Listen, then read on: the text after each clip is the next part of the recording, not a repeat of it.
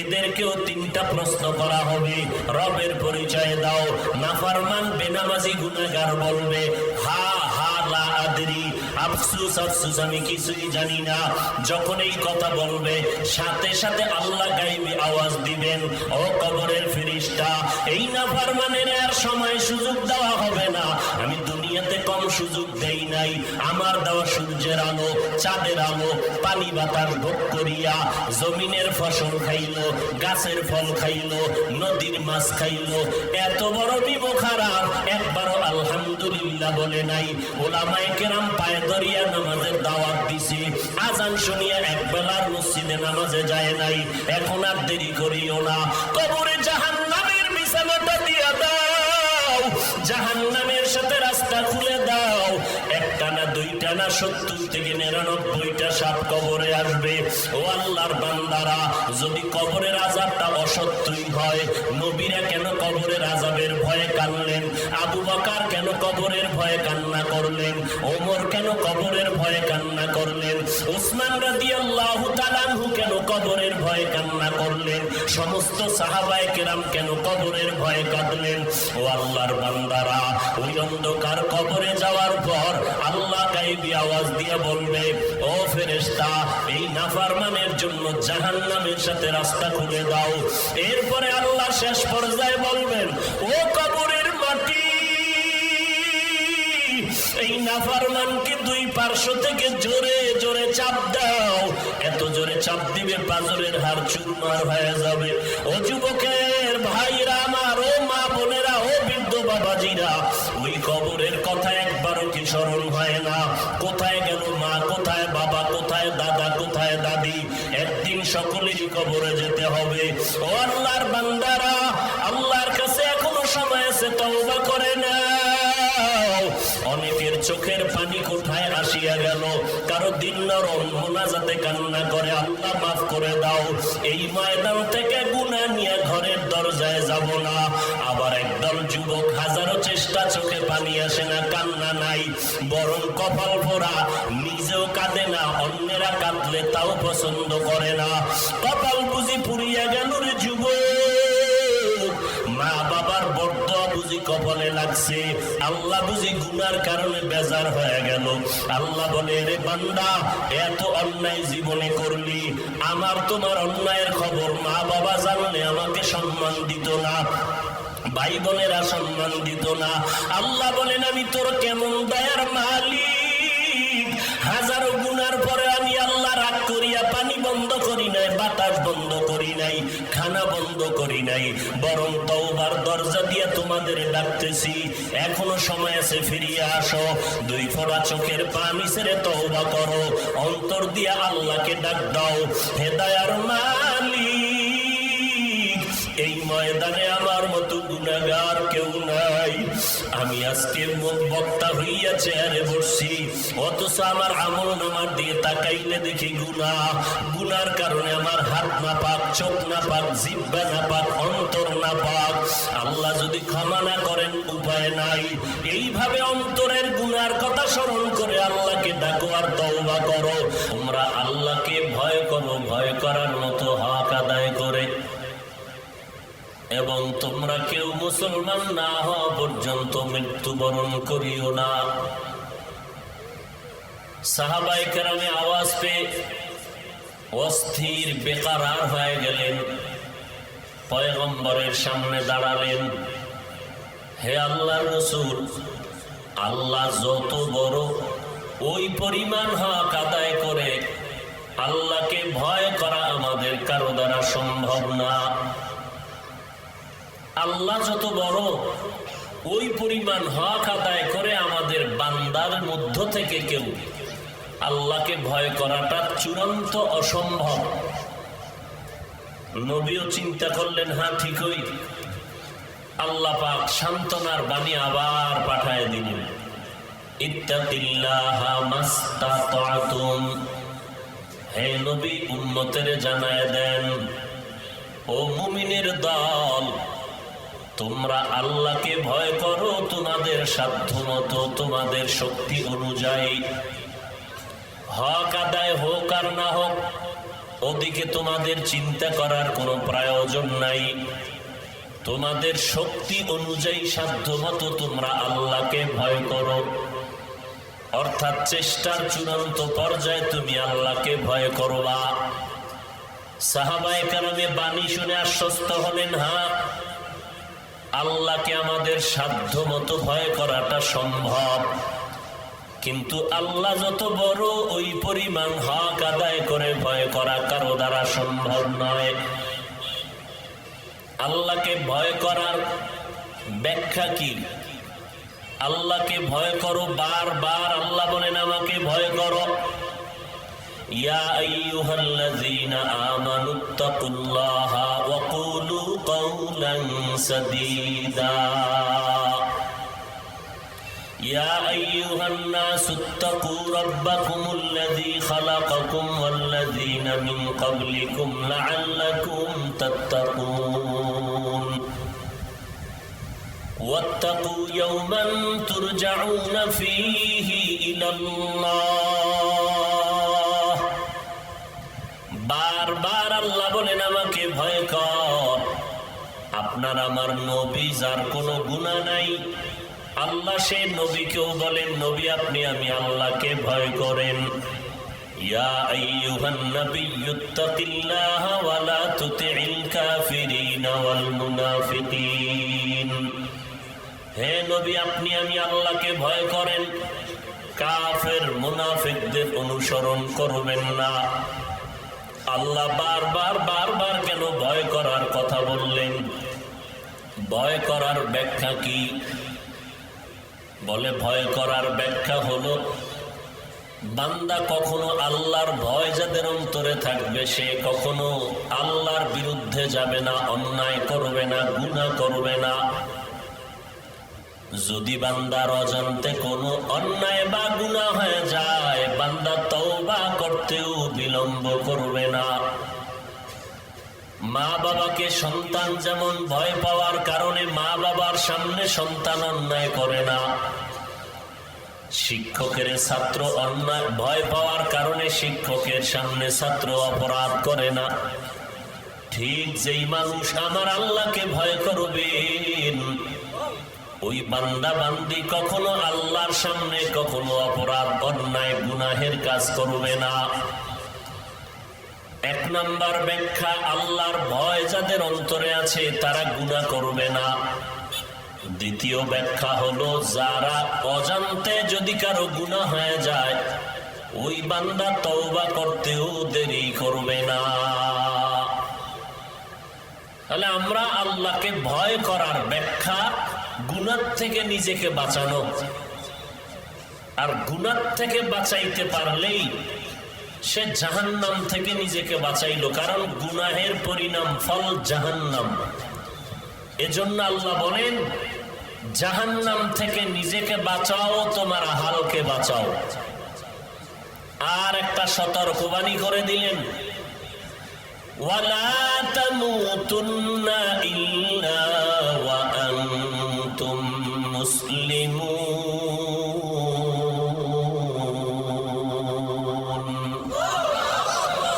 তোমরা কেউ মুসলমান না হওয়া পর্যন্ত মৃত্যুবরণ করবা না। তার মানে আমাদের হাতে অনেক সময় বাকি, সুযোগ মতো মুসলমান হব তারপরে মরব বলে না। মুসলমান না হইয়া মরিও না কথার মর্ম হলো হায়াতের কোনো গ্যারান্টি তোমার আমার হাতে নাই। এখানে আমরা আসছি বয়ান শুনতে, বাড়ি পর্যন্ত যাওয়ার নিশ্চয়তা নাই। কোথাও বয়ানে বসলাম, হঠাৎ কান্নার আওয়াজ, বলতেছে আজকে ওয়াজের প্যান্ডেলে আসার পথে একদল যুবক গাড়ি অ্যাক্সিডেন্ট হয়ে মরে গেল। আবার এক জায়গায় গিয়ে শুনি মোনাজাতের পরে বাড়িতে রওনা হয়ে গেল, রাস্তায় দুর্ঘটনায় লাশ হইয়া বাড়ি ফিরে গেল। তাহলে আসারও কোনো গ্যারান্টি নাই, যাওয়ারও কোনো গ্যারান্টি নাই। হায়াতের একটা সেকেন্ডের ভরসা নাই, নিঃশ্বাসের নাই বিশ্বাস। অতএব বান্দা, তোমার হায়াতটা যখন তখন ফুরায় যেতে পারে। তোমার জানা নাই তুমি সন্তানের আগে মরবা নাকি সন্তান তোমার আগে মরে যাবে। আপনার আমার জানা নাই আমার আগে মা বাবা মরে যাবে নাকি মা বাবার আগে আমি মরে যাব, আমার স্ত্রীর আগে আমি কবরে যাব নাকি আমার আগে আমার স্ত্রী অন্ধকার কবরে যাবে। আপনারও জানা নাই আমারও জানা নাই। এই জন্য আল্লাহ বলেন, যেহেতু সময় তোমার জানা নাই, মুসলমান না হইয়া মরিও না। কথার অর্থ হলো মুসলমান হইতে দেরি করিও না, মুমিনেরা মরিও না। আল্লাহ এই কথাটা মুমিনদেরকে বলছেন। এখানে আমরা যারা উপস্থিত আছি আমরা সবাই মুমিন, শুধু মুমিন না, আমরা সবাই মুসলমান।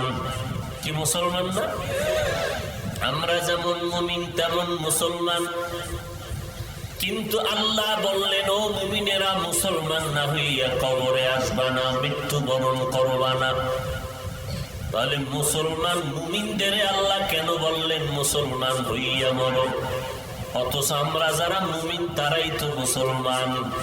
আল্লাহ তাআলা কোরআনের আরেক জায়গায় বলেন, ইয়া আইয়ুহাল্লাযীনা আমানু দুখুলু ফিস সিলমি কাফা ওয়া লা তাত্তাবিউ খুতুওয়াতিশ শাইতান ইন্নাহু লাকুম আদুউম মুবিন।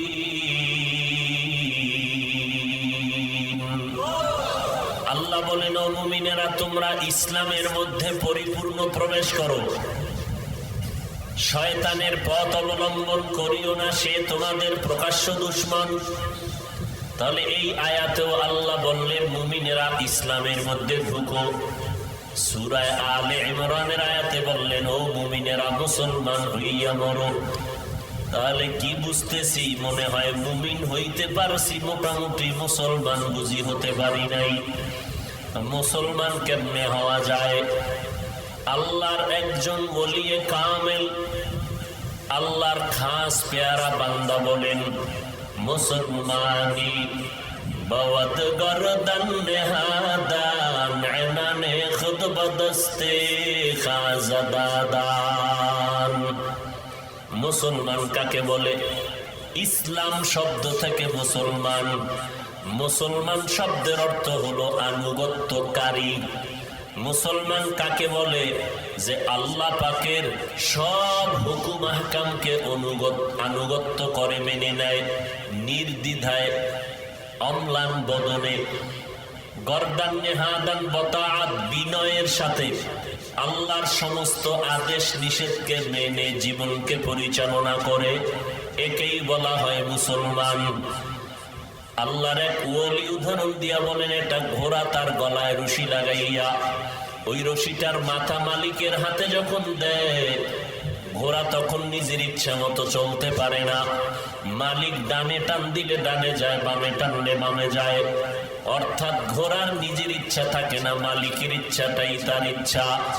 ঠিক যারা আল্লাহর মোহাব্বতের মুসলমান, ওই মুসলমান আল্লাহর কাছে কালেমার লাগাম রশিটা যখন দিয়ে দিল, আমার গলায় কালেমার রশি লাগাই দিলাম, আর এই রশির মাথা আমার আল্লাহর কাছে দিয়ে দিলাম। এইবার আমার মত কোনো মত নাই, আমার ইচ্ছা কোনো ইচ্ছা না। আল্লাহর পথ আমার পথ, আল্লাহর মত আমার মত। আল্লাহর ইচ্ছাটাই হলো আল্লাহর খাস বান্দাদের ইচ্ছা। অর্থাৎ আমি নিজের মন মতো চলি না, আল্লাহর রাজি খুশি অনুযায়ী চলি। আমি নিজের কোনো চিন্তা চেতনা নিয়ে চলি না, আল্লাহর রাজি অনুযায়ী চলি। আমার মনের মতো খানা খাই না, আল্লাহর রাজি খুশি অনুযায়ী খানা খাই। আমার মনের মতো ব্যবসা করি না, আল্লাহর রাজি খুশি অনুযায়ী ব্যবসা করি। এমন একজন মুসলমান আল্লাহ বলেন, আমি তোমাকে বললাম মুসলমান হইয়া মরো। এমন একজন মুসলমান হইয়া যদি কবরে আসো, আমি আল্লাহ ওয়াদা করলাম বিনা হিসাবে জান্নাত দিয়ে দিব। আতিনা ফি দারে দুনিয়া না হাসান, আতিনা ফি দারে উকবানা হাসান, ইয়া গিয়াসাল মুস্তাগীসিন ইহদিনা লিফতিখারা বিল উলুমি ওয়াল গিনা। আল্লাহ তাআলা মুমিনদের বললেন মুসলমান হইয়া কেন আল্লাহ বললেন?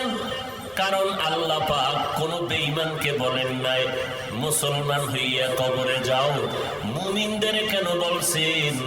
আল্লাহ জানায় দিলেন আমার শান্তির ঠিকানা জান্নাত আমি মুমিনের দিব, আর কোন বেঈমানকে দিব না। জান্নাত যারা পাবে তারা শুধু মুমিন। আর এই মুমিনদের ভেতরে আল্লাহ বলেন আমি জান্নাতটা যে দিব, আমি আরো মন থেকে চাই আমি বিনা হিসাবে জান্নাত দিব। কারণ আমি আল্লাহ চাই না আমার বান্দা হিসাবের কাঠগড়ায় দাঁড়াইয়া কষ্ট করবে। কারণ হিসাবের কাঠগড়ায় যদি দাঁড়ায় ওই বান্দার নাজাতের কোনো পথ থাকবে না। সূর্যের গরম তার পোহাতে হবে, মাটির মধ্যে কষ্ট করে জীবন কাটাতে হবে, এবং জাহান্নামের অগ্নিকুণ্ডে তার নিক্ষিপ্ত হতে হবে। আল্লাহ বলেন আমি চাই মুমিনেরা জান্নাত পাবে, এবং আমি আরো চাই যে মুমিনেরা বিনা হিসাবে জান্নাতটা পেয়ে যাবে। আর বিনা হিসাবে জান্নাতটা যদি মুমিন পেতে চাও, আমার কর্মসূচি তুমি খাঁটি মুসলমান হইয়া অন্ধকার কবরে আসো। মুসলমান না হইয়া যদি কবরে যাও তো আমি তোমাকে বিনা হিসাবে জান্নাত দিতে পারবো না। আর খাঁটি মুসলমান কেমনে হইবা? বলে নিজের জীবনটাকে গুনাহ থেকে পবিত্র বানাও। নিজের জীবনটাকে গুনাহের থেকে পবিত্র যদি বানাইতে চাও, একটা মেডিসিন লাগবে, যেই মেডিসিন না থাকলে নিজের জীবনটাকে গুনাহ থেকে পবিত্র বানানো যাবে না। ওই মেডিসিনের নাম হলো আল্লাহর ভয়, তাকওয়া। हर के दाराद खौफे हक दर दिल मदाम जन्नतुल मअवा देहद उरा मकाम जुज़बा हक ची जे मखाज इंसुजा फजले उ आमस्ते दर जुमला जहा। আল্লাহ তাআলা বলেন আমি চাই মুমিনেরা জান্নাতে যাবে, এবং চাই আমার মুমিন বান্দা বান্দি বিনা হিসাবে জান্নাতে যাবে।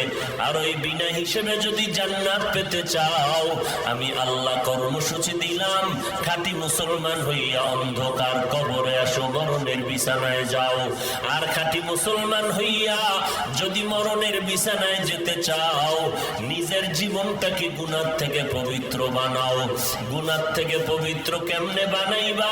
একটা তো পেছনের জীবনে গুনাহ করেই ফেললাম, সামনের জীবনে যেন গুনাহ আমার থেকে না হয়। পেছনের জীবন থেকে পিছনের জীবনের গুনাহ থেকে যদি বান্দা নিজের পবিত্র বানাইতে চাও, সেই পবিত্র বানানোর একটা মেডিসিন হলো তওবা। পেছনের গুনাহ থেকে তওবা করে নাও, জীবনের সব গুনাহ আল্লাহ তওবার কারণে ক্ষমা করে দিবেন। সামনের জীবনে বান্দা গুনাহ থেকে বাঁচিয়া থাকবা। সামনের জীবনে গুনাহ থেকে বাঁচার জন্য যে মেডিসিন লাগবে তার নাম হলো তাকওয়া। আর ওই তাকওয়া অর্জন করার একমাত্র ঠিকানা খাঁটি আল্লাহওয়ালাদের সোহবত। খাঁটি আল্লাহওয়ালা তারা কারা? আল্লাহ পাক বলেন আলা ইন্না আউলিয়া আল্লাহ লা খাউফুন আলাইহিম ওয়া লা হুম ইয়াহজানুন আল্লাযীনা আমানু ওয়া কানু ইয়াত্তাকুন। আল্লাহ পাক বলেন আউলিয়ায়ে কেরাম, আউলিয়া মানে আল্লাহর বন্ধু। এক বচনে ওলি, বহু বচনে আউলিয়া। ওলি আউলিয়ার দল, তোমাদের কোনো ভয় নাই, কোনো পেরেশানি নাই। দুইটা গুণ অর্জন করে চলো। এক নাম্বার পরিশুদ্ধ ঈমান, দ্বিতীয় হলো তাকওয়া। এই ময়দানে যদি আগাইতে পারো, তোমাদের দুনিয়াতেও কোনো ভয় নাই, পরকালেও কোনো পেরেশানি নাই। আমার আল্লাহ বলেন এরা বিনা হিসাবে জান্নাতে যাবে। আর এই আউলিয়া কেরামের সোহবতের মাধ্যমে বান্দা তোমার অন্তরকে গুনাহ থেকে পবিত্র বানাও।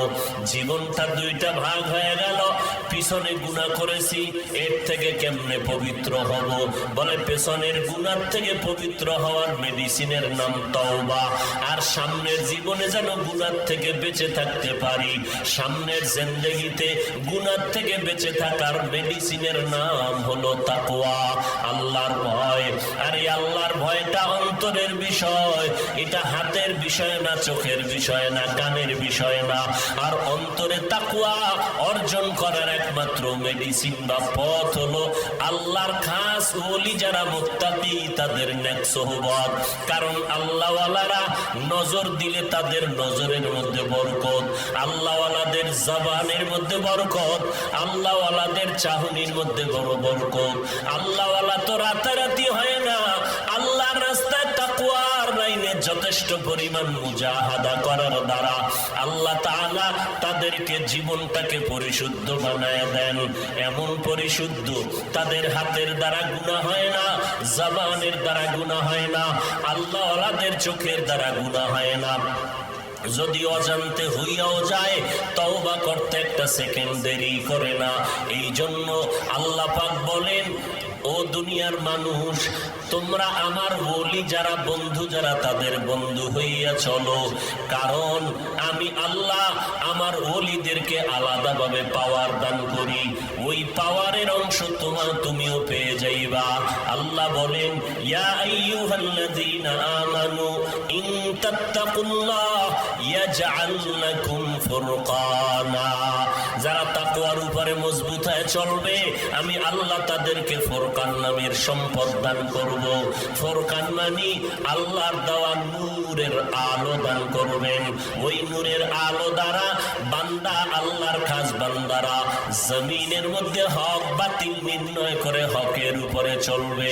আল্লাহর নবী বলেন, ইত্তাকু ফিরাসাতাল মুমিন ফাইন্নাহু ইয়ানজুরু বিনূরিল্লাহ। এর মুমিনের দল, আল্লাহর পেয়ারা বান্দা যারা, তাদের অন্তরের পাওয়ারের প্রশস্ততাকে ভয় পাও, ভয় করে চলো। কারণ তারা চামড়ার চোখ দিয়ে দেখে না, তারা আল্লাহর নূরের মাধ্যমে অনেক কিছু দেখতে পায় যেটা সাধারণ চোখে দেখতে পায় না। আল্লাহ ওয়ালা যারা তাকওয়াওয়ালা মুত্তাকি পরহেজগার, এরা আল্লাহর নূরের দ্বারা অনেক কিছু দেখতে পায়। বান্দা, তুমি যেটা দেখো না আল্লাহ ওয়ালারা সেটা দেখতে পায়। ওমরে ফারুক রাদিয়াল্লাহু তাআলা আনহু জুমার নামাজের খুতবা দিতেছেন মিম্বরে দাঁড়াইয়া। খুতবার মাঝখানে শত শত মাইল দূরে পাহাড়, ওই পাহাড়ের পাদদেশে মুসলমানের সৈন্যবাহিনী, অপর পার্শ্বে দুশমনেরা আক্রমণ করার জন্য রেডি হয়ে গেল। ওমর খুতবার মাঝখানে ওই শত শত মাইল দূরের থেকে ওই পাহাড়ের পাদদেশের মুসলমানের সতর্ক করুণার্থে বললেন, ইয়া সারিয়া আল জাবাল, ইয়া সারিয়া আল জাবাল, ইয়া সারিয়া আল জাবাল। ও দলপতি সারিয়া, সামনে পাহাড়ের পার্শ্বে দুশমন। সারিয়া বলে, শত শত মাইল দূরের থেকে আমি নিজের কানে ওমরের আওয়াজটা স্পষ্ট কানে শুনতে পেয়েছি। আউলিয়ারা কারে উকবা ইখতিয়ার, জাহেলারা কারে দুনিয়া ইখতিয়ার। মাইলে মোমেন সোয়ে মোমেন মিশাওয়ার, মাইলে কাফের সোয়ে কাফের মিশাওয়ার। এর নবীর উম্মতের দল আল্লাহ তাআলা দুইটা কর্মসূচি দিলেন। কাদেরকে? বলে মুমিন যারা তারা। কেন মুমিনদের দিলেন? কয় জান্নাত মুমিন পাবে, আর কোন বেঈমানেরা জান্নাত পাবে না। এই একটা পয়েন্ট ভালো করে মনে রাখবেন, কোন বেঈমান মুনাফিক জান্নাত পাবে না। জান্নাত যারা পাবে তারা হবে মুমিন, মুমিনেরা জান্নাত পাবে। কিন্তু আল্লাহ আরো এগ্রি হলেন, আল্লাহ আরো চাইতেছেন, আমি শুধু মুমিনের জান্নাতটা এমনি দিব না, আমি চাই আমার মুমিনেরা যেন বিনা হিসাবে জান্নাতে চলে যায়।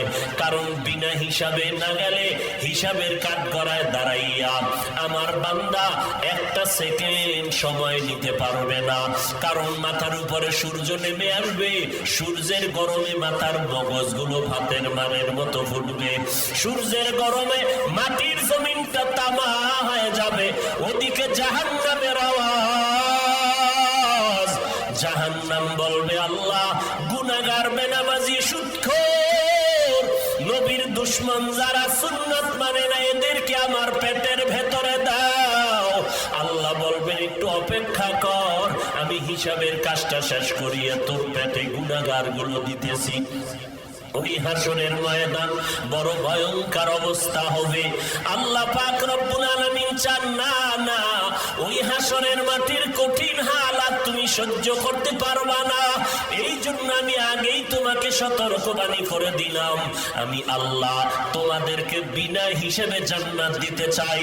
তবে বিনা হিসাবে যদি কেউ জান্নাত পেতে চাও, দুনিয়াতে থাকিয়া তোমাকে খাঁটি মুসলমান হইয়া কবরে যেতে হবে। প্রশ্ন, খাঁটি মুসলমান কেমনে হব? আমরা এখানে যারা বসে আছি আমরা সবাই তো মুসলমান।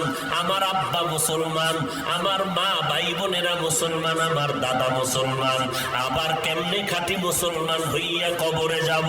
খাঁটি মুসলমান হওয়ার একমাত্র পথ হলো বান্দা জীবনটাকে গুনাহ থেকে বাঁচাও, গুনাহ থেকে পবিত্র বানাও। বলে কেমনে পবিত্র বানাবো?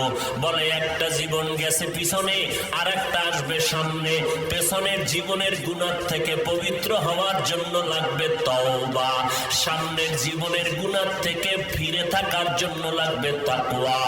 আর এই তাকওয়া আর তওবার দরজা পাওয়ার জন্য, মন তৈরি হওয়ার জন্য একমাত্র পথ হলো খাঁটি আল্লাহওয়ালাদের নেক নজর। আল্লাহওয়ালাদের নেক নজর যখন লাগবে, বান্দার মধ্যে পরিবর্তন শুরু হবে। কেমনে বুঝাই রে মুসলমান? একটা শিশু বাচ্চা আমার কোলের মধ্যে দিয়া কয়, হুজুর একটু দম করেন, পানি ভরা দেন। কি ব্যাপার? বলে বাচ্চার রুচি নাই, খানা খায় না, শুকাইয়া যায়। ডাক্তার কি দেখান নাই? বলে হ্যাঁ দেখাইলাম। এরপরও কেন? বলে এলাকার সবাই বলে বদনজর, বদনজর, বদনজর। বদনজরে বাচ্চাটা শুকায় যায়, রুচি নষ্ট। এই রকম বদনজরের প্রথা আপনাদের অঞ্চলে আসেনি? বুঝা শুনে কইেন। বদনজরের প্রথা নবীও বলে হ্যাঁ বদনজর এটা হক। গরুর মধ্যে বদনজর লাগছে, 20 কেজি দুধ দেওয়ার পরিবর্তে এখন 1.5 কেজিও দেয় না। হুজুর একটা তাবিজ দিবেন, বদনজরের জন্য পানি পরা দেন। এইভাবে ক্ষেতের মধ্যে ফসলি জমিতে বদনজর লাগবে, এই ভয়ে মানুষ জুতা টানায়, টানায়নি বদনজর। এইবার আমাকে বলবেন কি, বদনজর লাগার পরে একটা বাচ্চার মধ্যে রিয়াকশন শুরু হয়ে গেল। একটা বদনজর লাগা মাত্র বাচ্চা অসুস্থ, সুন্দরী চেহারাটা অসুন্দর, এরকম যদি হয়, বলেন এই বদনজর কোন টুপিওয়ালা আলেমের বদনজর না। এলাকার এই বদনজর কার? বদনজরে সন্তান নষ্ট হলো। বলে এলাকার ভিতরে নিকৃষ্ট গাঞ্জাখোর, নামাজ নাই, চেহারাটা ভাল্লুকের মতো, চুলগুলো উল্লুকের মতো। এমন একটা গাঞ্জাখোর, বিড়িখোর, নেশাখোর, এর নজর লাগিয়া একটা বাচ্চার মধ্যে যদি রিয়াকশন হয় রে মানুষ, আল্লাহ আকল দিছে, চিন্তা করে দেখো।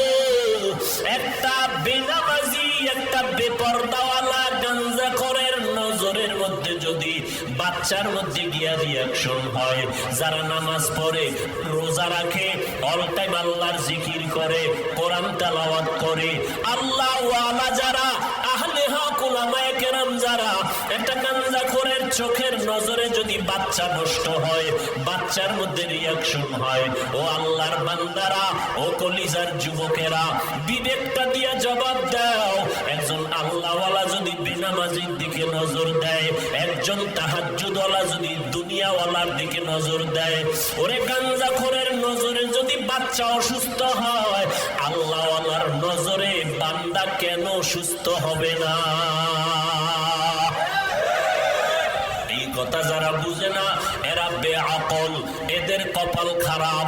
এই সমস্ত কথা না বুঝিয়াই একদল বেআকলওয়ালা জ্ঞান পাপীরা মূর্খতার স্বর্গে বসবাস করে বলে ওলি আউলিয়া মানি না, ওলি আউলিয়া দরকার নাই।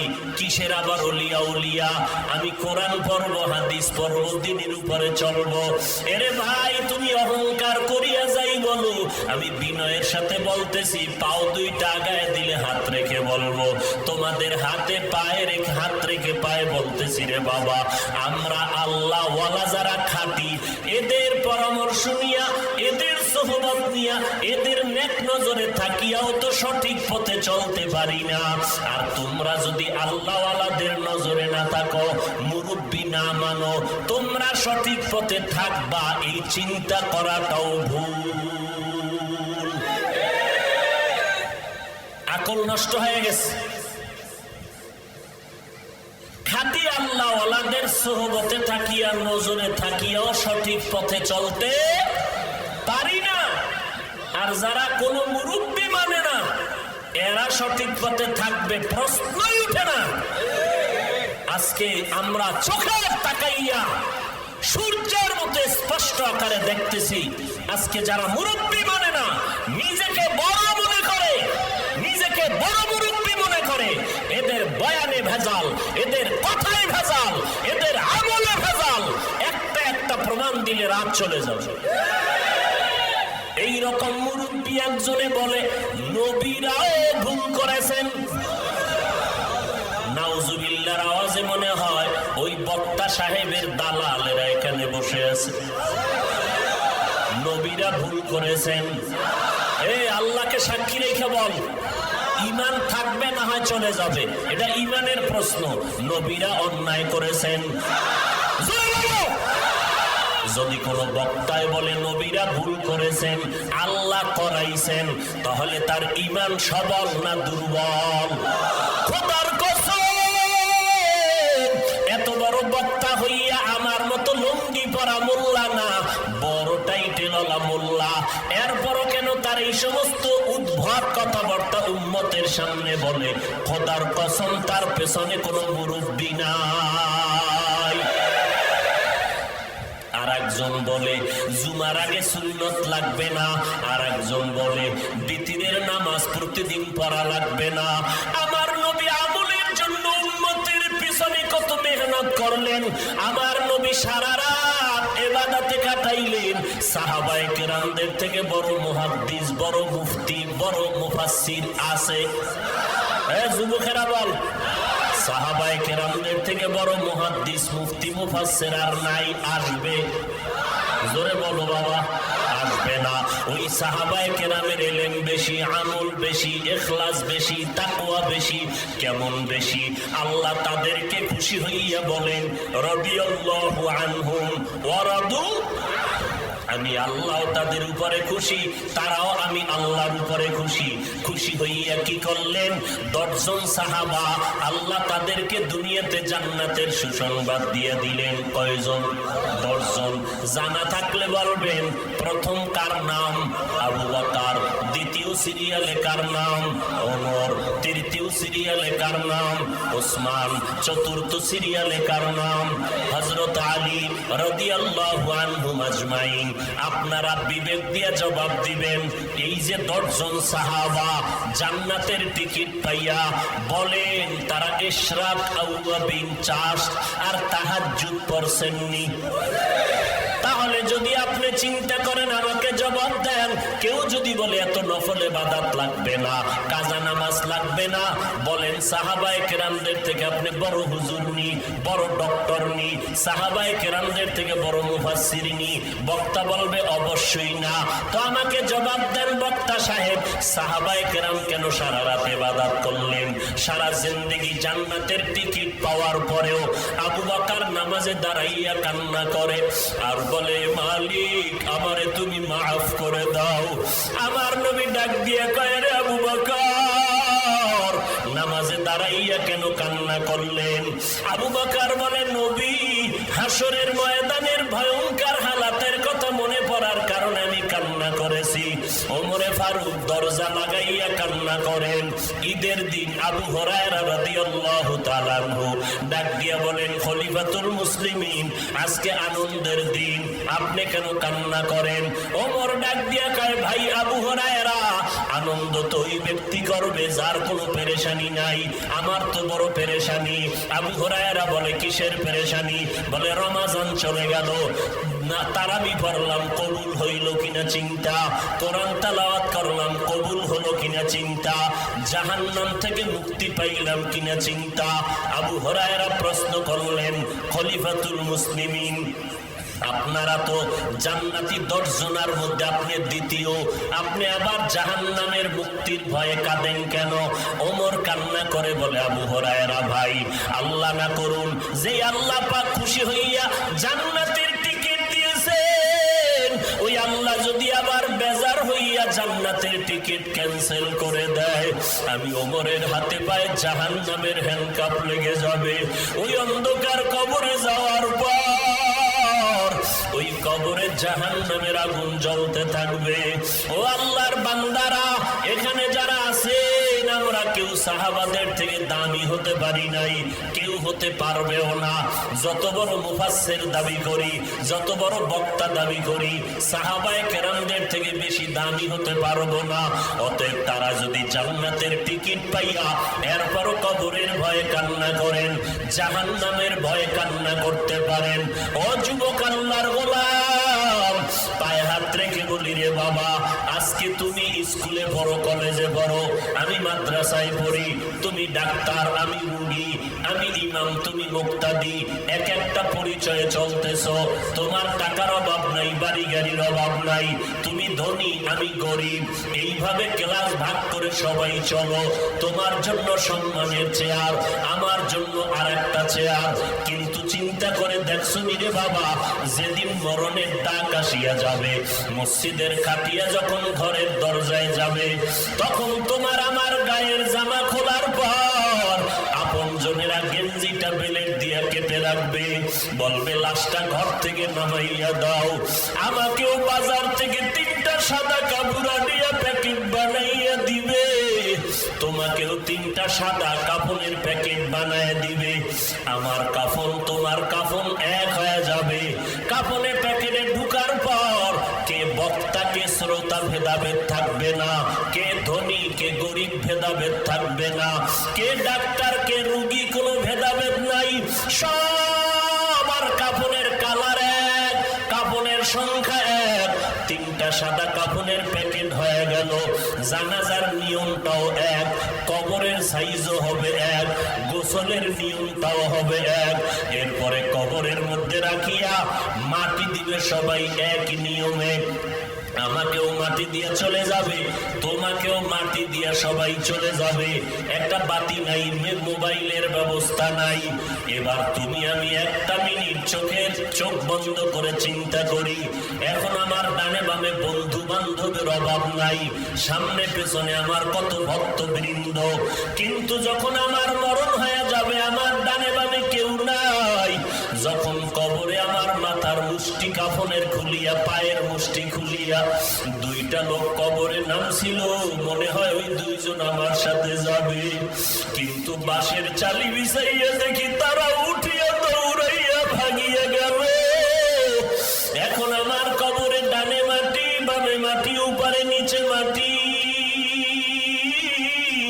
মদিনার নবী বলেন, এখন ওই কবরে কেউ নাই।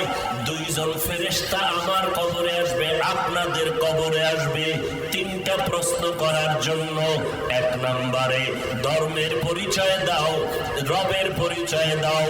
2 নাম্বার ধর্মের পরিচয় দাও। 3 নাম্বার প্রশ্ন রাহমাতুল লিল আলামিনের পরিচয় দাও। তুমি কয় ক্লাস লেখাপড়া করছো? প্রশ্ন নাই। তুমি কয় টাকার মালিক? কোনো প্রশ্ন নাই। তুমি বক্তা না শ্রোতা জানার দরকার নাই। প্রশ্ন সবার বেলায় 3টা। রবের পরিচয় দাও, ধর্মের পরিচয় দাও, রাহমাতুল লিল আলামিনের পরিচয় দাও। এরে যুবক আল্লাহর গোলাম, আজকে মনে মনে ভাবতেছো টুপি মাথায় দিয়ে বুঝি বোকা হয়ে গেছি, দাড়িটা লম্বা করার কারণে মনে হয় যৌবন চলে গেল, লম্বা জামা পরার কারণে, হুজুর হওয়ার কারণে স্বাধীনতা বুঝি নষ্ট হলো। আল্লাহর কসম করে বলি, তোমার চোখের সামনে তোমাকেই প্রশ্ন করি বাবা, দ্ব্যর্থহীন ভাষায় বুকের সাহস নিয়ে জবাব দাও। বলো বাবা, আমি নবীর তরিকায় দাড়ি টুপি নামাজ পড়ি, পর্দা করি, হালাল খাই। তুমি নবীর তরিকারে জবাই করলা, হাজারো বয়ানের পরে দাড়ি নাই, টুপি নাই, নামাজ নাই, পর্দা নাই, হালাল নাই। বলো বাবা, আমাদের থেকে থেকে তুমি কত আরামে আছো, সম্মানে আছো। আমি নজর করে দেখলাম, আমিও যেমন 3 বেলা খানা খাই, তুমিও 3 বেলা খাও। আমরা নবীর তরিকা মানার পরেও যেমন রাতে ঘুমাই, তুমি নবীর তরিকা বাদ দিয়াও রাতে ঘুমাও। আমরা নবীর তরিকা মানিয়াও আজকে বাজার করি, ব্যবসা করি, চাকরি করি। তুমি নবীর তরিকা জবাই করিয়াও ব্যবসা করো, চাকরি করো। নবীর তরিকা বাদ দিয়া স্বাধীনভাবে দেশ বিদেশে ঘুরো। আলহামদুলিল্লাহ, আমরাও নবীর তরিকা মানিয়া দেশ বিদেশে স্বাধীনভাবে সফর করি, ঘোরাফেরা করি। বলো বাবা, তোমার স্বাধীনতা যেমন আমারও তো স্বাধীনতা তেমন। তুমিও নবীর তরিকা বাদ দিয়া বিয়ে শাদী করলা, সন্তান নিলা। আমরা নবীর তরিকা ঠিক রাখিয়া বিয়ে শাদী করলাম, সন্তান নিলাম। বলো বাবা, তুমি তো আমার থেকে 1 ইঞ্চি উপরে নাই। ও বাবা, আমি তো তোমার থেকে 1 ইঞ্চি নিচেও নাই। বরং এমপি সাহেবের সাথে দেখা হলে হুজুর দোয়া করবেন, মন্ত্রী দেখলে কয় হুজুর দোয়া চাই, দুনিয়ার কোটিপতি দেখলে বলে দোয়া চাই। বলো বাবা, বিবেক দিয়ে চিন্তা করো, তুমি নবীর তরিকা জবাই করিয়া কত আরামে আছো। আমরা নবীর তরিকা মানিয়া কি পরিমাণ বিপদে আছি। আলহামদুলিল্লাহ, ইহুদিরা আমাদের দুশমন, খ্রিস্টানেরা দুশমন, সমস্ত বিধর্মীরা দুশমন। এরা চায় ওয়াজ মাহফিল বন্ধ হয়ে যাক, সমস্ত বিধর্মীরা চায় মাদ্রাসা বন্ধ হয়ে যাক, ওলামায়ে কেরামের জবানে তালা লাগুন। এই চিন্তাই তো তারা লিস্টি পর্যন্ত করলো আলেমের। ও বাবা বলো, আমাদের এত দুশমন, সমস্ত বিধর্মীরা মাদ্রাসা বন্ধ করে দিতে চায়, ওয়াজ মাহফিল বন্ধ করে দিতে চায়। আবার এই বেঈমানের সাথে একদল তাল মিলায় মুনাফিক আছে না নাই? এই মুনাফিকেরা বিধর্মীর সাথে তাল মিলায় কয়, ঠিকই ওয়াজ মাহফিল বন্ধ করে দাও, তাবলিগে গেলে লাভ নাই, চরমনাই গিয়া লাভ নাই, উজানি গিয়া লাভ নাই, কওমিতে পড়ে লাভ নাই, দেওবন্দে গিয়া লাভ নাই, হাটহাজারি গিয়া লাভ নাই। ও এলাকার মুসলমানেরা, পায়ে হাত রেখে নিরপেক্ষতার সাথে বলছি, আমি চরমনাই যাব না। তোমার কথা আমি মেনে নিলাম 1 মিনিটের জন্য। আল্লাহর কসম, চরমনাই যাব না। তোমার কথায় তাবলিগে যাব না, কওমি মাদ্রাসায় যাব না, দেওবন্দীদের কাছে যাব না, কওমি মাদ্রাসায় যাব না, হাটহাজারি যাব না। ও বাবা বলো, আমি কোথায় যাব? একটা আলাদা ঠিকানা দাও, যেই ঠিকানায় গেলে বেনামাজি নামাজি হবে, দাড়ি কামানেওয়ালা দাড়িওয়ালা হবে, মুনাজাত ধরলে কলিজা কান্না আসবে। আজকে বলো বাবা, এমন একটা ঠিকানা দাও যেখানে গেলে সুদখোরেরা সুদ ছেড়ে দিবে, যেখানে গেলে নবীর দুশমন নবীর বন্ধু হবে। এমন একটা ঠিকানা দাও। ঠিকানাও দিবা না, অন্য জায়গায় যাব তাও যাইতে দিবা না। তাহলে আমি বুঝে নিব তুমি বিধর্মীদের পাক্কা দালাল। যাব না চরমনাই, কসম। কোথায় যাব? ঠিকানা দাও। যেখানে গেলে দাড়ি বিহীনওয়ালা দাড়িওয়ালা হবে, সুদখোর সুদ ছাড়বে, চোখে পানি আসবে, নবীর দুশমন নবীর আশেক হবে, পাগড়িওয়ালা হবে।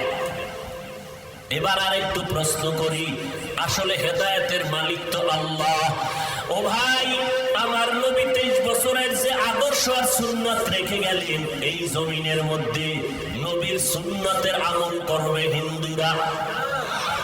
যুবকেরা বল, নবীজির সুন্নাতের আদর্শের আমল করবে খ্রিস্টানেরা, নবীজির রেখে যাওয়া আদর্শ সুন্নাত মানবে ইহুদিরা, নবীজির রেখে যাওয়া সুন্নতের আদর্শ মানবে বৌদ্ধ ধর্মের লোকেরা। কারা মানবে? জোরে কও। কোন দেশের মুসলমান? লন্ডনের, আমেরিকার না সব? শুধু 14 গ্রাম থানার মুসলমান ব্যতীত? আপনারাও কি অন্তর থেকে বলতেছেন? সত্যি?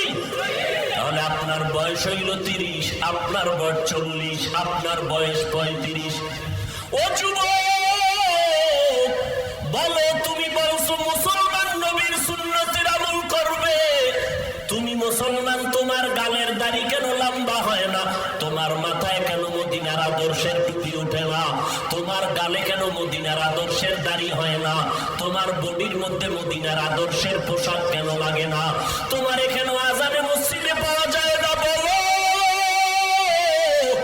তুমি কি নবীর সুন্নাত সুন্নাতগুলো হুজুরদের দিয়া দিছো যে না এদি আমগো কাম না। এই সুন্নাত আদর্শ মানবে তাবলীগওয়ালারা, চরমনাইওয়ালারা, পীর সাহেবেরা, বক্তারা, আলেম ওলামারা। যদি এইটাই হয় তোমার সিদ্ধান্ত, ভালো করে রেকর্ড করো, লেখা নাও। জান্নাত আমরা পাবো, তোমরা নবীর দুশমনেরা জান্নাত পাবে না। নবীরে ভালোবাসো? এই যুবক ভালোবাসো? আল্লাহকে সাক্ষী রেখে বলো ভালোবাসো? তা ভালোবাসার প্রমাণ আছে না নাই? আমি বললে মানবা নাই তো। রসুল কি বলে শুনো, কে নবীরে ভালোবাসে কে বাসে না? ক্বালান নবিয়্যু সাল্লাল্লাহু আলাইহি ওয়া আলিহি ওয়া সাল্লাম কুল্লু উম্মতি ইয়াদখুলুনাল জান্নাতা ইল্লা মান আবা। ইল্লা মান আবা ক্বালা মান আতাআনি দাখালাল জান্নাহ ওয়া মান আসানি ফাকাদ আবা। নবী বলেন সব উম্মতেরা জান্নাতে যাবে, যারা আমারে মানে না তারা যাবে না। সাহাবায়ে কেরাম বললেন কারা আপনারে মানে না? নবী বললেন যারা আমার অনুসরণ করে তারা জান্নাতে যাবে, যারা আমার অনুসরণ করে না তারা জান্নাতে যাবে না। নবীর অনুসরণ কেমনে হবে? ক্বালান নবিয়্যু সাল্লাল্লাহু আলাইহি ওয়াসাল্লাম মান আহাব্বা সুন্নতি ফাকাদ আহাব্বানি ওয়া মান আহাব্বানি কানা মাই ফিল জান্নাহ। নবী বলেন যারা আমার সুন্নতের ভালোবাসলো সে আমি মুহাম্মাদের ভালোবাসলো, আর যারা আমি মুহাম্মাদের ভালোবাসবে আমি নবী ওয়াদা করলাম ওই বান্দা আমি নবীর সাথে জান্নাতে থাকবে। তাহলে নবীরে ভালোবাসে কে? দাড়ি কাটে, নামাজ পড়ে না যে, হ্যাঁ, যে নবীর সুন্নত মানে সে নবী মানে, যে নবীর সুন্নত মানে না সে নবী মানে না। এবার বলবেন হাফিজ ভাই কথা তো মোটামুটি লাইনে শুনতেছি, কিন্তু মনেও চায় মাঝে মাঝে দাড়িটা লম্বা করি। কেমনে করি? আমি তো স্কুলে পড়ি, আমি চাকরি করি। ভাইজান আমার মতো হতে আপনাকে বলি না, আমাদের মতো টুপিওয়ালাও হবেন না। স্কুল কলেজ বাদ দিয়ে কেউ মাদ্রাসায় যাবেন না, যাবেন না, যাবেন না। কেউ যদি যাইতে বলে শুনবেন না তার পরামর্শ। আমার সিদ্ধান্ত কলিজা দিয়া বলি, স্কুলে যারা আছো ওই কলেজেই পড়ো, স্কুলেই পড়ো, কারণ আমার হাজারো সন্তান দরকার, মুসলমান সন্তান। স্কুল কলেজে পড়ে ডাক্তার হও, ইঞ্জিনিয়ার হও, আমার হাজারো মুসলমান সন্তান দরকার। এই জমিনে মুসলমানের সন্তান ডাক্তার, এই জমিনের মুসলমান সন্তান প্রফেসর হবে, আমার মুসলমান সন্তানেরা ডাক্তার হবে, ইঞ্জিনিয়ার হবে, আমার মুসলমান সন্তান এসপি হবে, ডিসি হবে, ওসি হবে। আজ আবার সোনার বাংলাদেশের থানা জেলা এসপি ডিসি ওসি যদি মুসলমান হইতো, কোরআন পড়নেওয়ালা নবীর আদর্শওয়ালা হইতো, আমগো বয়ান করতে এত পেরেশানি লাগতো না। অতএব স্কুল ছাড়বা না, কলেজ ছাড়বা না, ডাক্তারি পড়ো, ইঞ্জিনিয়ার হও, ডাক্তার হও, এমপি হও, মন্ত্রী হও, চেয়ারম্যান হও, মেম্বার হও, ডিসি হও, এসপি হও, ওসি হও, তবে পায়ে ধরে বলবো বেয়াদব হইও না। খবরদার দুশ্চরিত্রবান বেয়াদব হইবা না। বলে হুজুর বেয়াদবটা কেমন?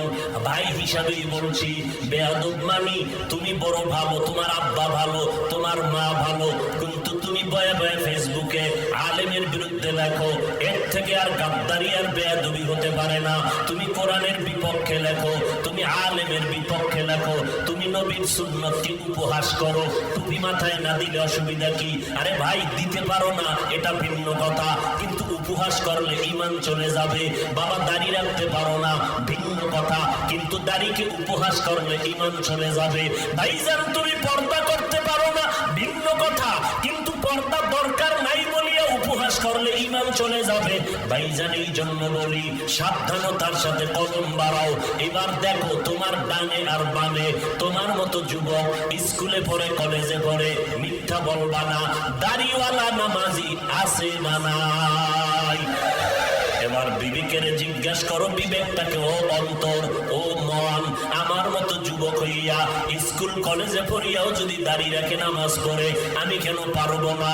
আমার মতো যুবক আজকে চাকরি করে, ব্যবসা করে, র্যাব আর্মি পুলিশ বিডিআর, দাড়িওয়ালা নামাজির অভাব নাই, আমি কেন পারবো না? আমার তোমার মতো যুবক ময়দানে কৃষি কাজ করে, এক বেলার নামাজও বাদ দেয় না, গামছা বিছাইয়া মাঠের মধ্যে নামাজ পড়ে নেয়। তুমি আমি কেন পারবো না রে বাবা? তোমার আমার মতো যুবক রাস্তায় গাড়ি চালায়, ড্রাইভারি করে, আজান হয়ে গেল, গাড়ি ব্রেক করে দিল, রাস্তায় হাইওয়ে রোডের পাশে মসজিদে নামাজে গেল কন্ট্রাক্টর, হেল্পার, ড্রাইভার, যাত্রীরা। বাবা তুমি কেন পারবা না? তোমার আমার মতো যুবক সন্তান শ্রমিকের কাজ করে, কোটি টাকার ব্যবসা করে, হালাল খায় হারাম খায় না, নামাজ ছাড়ে না। বলো বাবা তুমি কেন পারবা না? আজ আমরা টুপিদারির কারণে বোকাও হয়ে যাই না। ও আল্লাহর বান্দারা, হেদায়েতের মালিক আমার আল্লাহ। এই বয়ানে সবার হেদায়েত হবে চিন্তা করাটাও ভুল। তবে একটা যুবকের অন্তর যদি নরম হয় যে আজকে থেকে আর নামাজ ছাড়বো না, বেপরদায় চলবো না, মা বাবাকে কষ্ট দিব না, উলামায়ে কেরামের বিরুদ্ধে যাব না, নবীর সুন্নাত বাইরে চলবো না, দেশ জাতির বিরুদ্ধে ষড়যন্ত্র করব না। এরে আল্লাহর বান্দা, ওই অন্ধকার কবরে যেদিন চলে যাইবা, এমন কোন দিন নেই যে যুবকের মরণের খবর নাই। পানির নিচে পড়িয়া মরলোকে খবর পাই যুবক, বাসের নিচে অ্যাক্সিডেন্টে মরলোকে খবর পেলাম যুবক, এত যুবক মরে যায় হিসাব নাই। এমন কোন দিন নাই যুবকের লাশের খবর নাই। ও আল্লাহর বান্দারা, এই মহামারী করোনায় কত যুবকেরা মা হারা, কত যুবক বাবা হারা, কত সন্তানেরা মা বাবা হারায় অসহায়, আবার কত মা বাপ সন্তান হারা অসহায়। আগামী বছর ওয়াজ হবে জানা নাই, আপনি আমি থাকবো কিনা জানা নাই। আল্লাহর নবী বলেন ওই কবরে যাওয়ার পরে তিনটা প্রশ্নের জবাব কারা দিতে পারবে?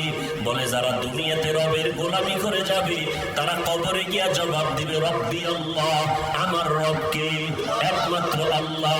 দুনিয়াতে যারা ইসলাম মেনে চলবে কবরে গিয়া জবাব দিবে দ্বীনি আল ইসলাম, আমার ধর্মের নাম ইসলাম। দুনিয়াতে যারা নবীর সুন্নাত অনুযায়ী চলবে, আঙ্গুলের নখগুলো কেমনে রাখবেন সেখানেও নবীর সুন্নাত আসেনি। মাথার চুলগুলো কেমনে রাখবেন যুবক, এখানেও আমার নবীর তরিকা আদর্শ আছে। আজকে আমার নবীর তরিকারে যদি অন্তর দিয়া ভালোবাসতি, বেঈমানের পা চাটা গোলাম হইয়া চুল কাটিয়া ইন্দুর আর বান্দরের মতো সাইজ করতি না রে বাবা।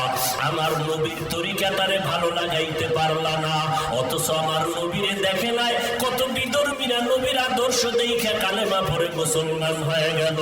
এরে নবীর উম্মতেরা ওই কবরের ভয় আল্লাহর মোহাব্বত নিয়ে তওবা করে নাও। যারা দুনিয়াতে সুন্নাত মেনে যাবে কবরে গিয়া নবীরে দেখা চিনিয়া ফেলবে। আল্লাহ পাক গায়বী আওয়াজ দিয়া বলবেন, ও কবরের ফেরেশতা, আমার বান্দাটারে আর জিজ্ঞাসাবাদ করিও না, এখনই বেহেশতের বিছানাটা দাও, 3.5 হাত কবর বড় বালাখানা বানাও, জান্নাতের সাথে রাস্তা বানায় দাও, আমার বান্দা আরামে ঘুমাবে। পক্ষান্তরে নবী আফসোস করে বলেন, যারা দুনিয়াতে রবের গোলামি করলো না, ইসলাম মানলো না, নবীর তরিকা জবাই করলো, এই রকম মানুষ সমাজে আছে কত কপাল পোড়া।